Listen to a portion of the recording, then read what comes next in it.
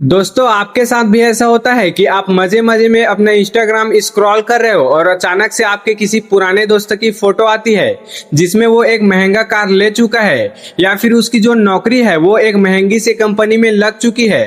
और ये देखते ही आपका जो मूड है वो खराब हो जाता है और आपको अपनी जिंदगी बहुत ज्यादा बेकार लगने लगती है, जबकि सब कुछ सही चल रहा है। आपके पास पैसा भी है, सैलरी आ रहा है, आपका परिवार भी खुश है, फिर भी अंदर से कुछ खालीपन आपको महसूस होता है। तो वजह बिल्कुल सिंपल है, हम अपनी जिंदगी को जीने से ज्यादा दूसरों से कंपेयर करने लगते हैं। जैसे ही हम किसी और की सफलता को देखते हैं तो हमारी खुद की मेहनत हमें छोटी लगने लगती है और यहीं से शुरू होता है द कंपैरिजन ट्रैप। और ये जो कंपैरिजन का जाल है वो हमें अंदर से कमजोर बना देती है। तो इसीलिए आज की इस वीडियो में हम लोग समझेंगे कि ये जो कंपैरिजन है उससे हमें क्या क्या नुकसान होता है और इस जाल से बाहर कैसे निकले। तो चलिए आज के इस वीडियो को शुरू करते हैं। तो अब देखो भाई, सबसे पहले हम लोग यही समझ लेते हैं कि आखिरकार हम दूसरों से खुद को कंपेयर क्यों करते हैं। तो देखो, ये जो कंपैरिजन का जाल है उसमें हम लोग बचपन से फंसे हुए हैं। जैसे कि अगर हम लोग स्कूल जाते थे तो हमें टीचर के द्वारा ये बोला जाता था कि आप अपने बगल वाले को देखो, उसका 95% आया है और तुम्हारा 85।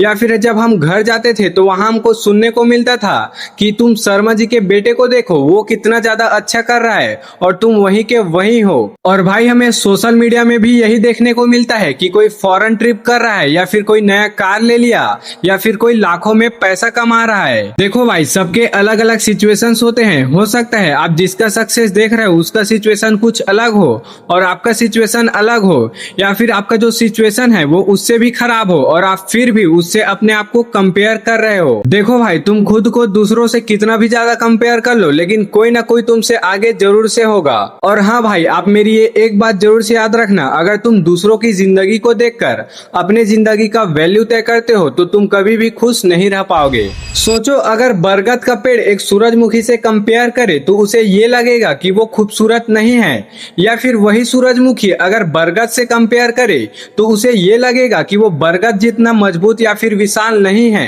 लेकिन भाई, सच्चाई तो ये है कि दोनों ही चीज अपने अपने जगह बिल्कुल सही है, क्योंकि सूरजमुखी अपने खूबसूरती के लिए जाना जाता है और जो बरगद का पेड़ है वो अपने मजबूती के लिए। और देखो, जब दोनों ही एक दूसरे से खुद को कंपेयर करते हैं तो दोनों ही दुखी हो जाते हैं। और यही चीज आप अपने खुद के साथ भी कर रहे हो, आप दूसरों से खुद को तुलना कर रहे हो। देखो भाई, आप में कुछ अलग खूबी होती है जो सामने वाले इंसान के पास नहीं होती है, इसीलिए आप खुद से दूसरों की तुलना बिल्कुल मत करो, आप खुद पर ध्यान दो। तो अब देखो भाई, अगर हम खुद को दूसरों से कंपेयर करते हैं तो हमें ये 3 बड़े नुकसान देखने को मिलते हैं। सबसे पहला नुकसान, हमारा जो आत्मविश्वास है वो खत्म हो जाता है। जब तुम किसी और को देखते हो और ये सोचते हो कि वो मुझसे बेहतर है तो तुम्हारा जो आत्मविश्वास है वो डगमगाने लगता है और तुम खुद पर भरोसा करना भी बंद कर देते हो। दूसरा नुकसान है, तुम्हारी जो खुशी है वो गायब हो जाती है। देखो भाई, जब भी तुम खुद को दूसरों से कंपेयर करते हो तो तुम्हारे पास जो भी है, जितना भी है, तुम्हें उसमें भी कमी लगने लगता है और तुम्हारा जो खुशी है वो भी गायब हो जाता है। अब तीसरा नुकसान है, आप अपना रास्ता भूल जाते हो। देखो भाई, जब भी तुम खुद को किसी और से कंपेयर करते हो तो तुम्हें उनका ही काम अच्छा लगने लगता है और तुम खुद के काम को न करके उनके ही काम को करने लगते हो और वैसे ही बनने का प्रयास करते हो जो कि तुम्हें बनना ही नहीं है। और देखो भाई, यही वो 3 प्रॉब्लम है जो तुम्हारी जिंदगी को बर्बाद कर सकती है अगर तुम समय रहते ही इस कंपैरिजन से बाहर नहीं निकले तो अब चलिए भाई, इस वीडियो के बेस्ट पार्ट मतलब इस कंपैरिजन के जाल से बाहर कैसे निकलना है, इसको हम लोग 5 प्रैक्टिकल तरीके से देख लेते हैं। तो सबसे पहला प्रैक्टिकल तरीका है, अपने जो सोशल मीडिया का टाइमिंग है उसको कम करो।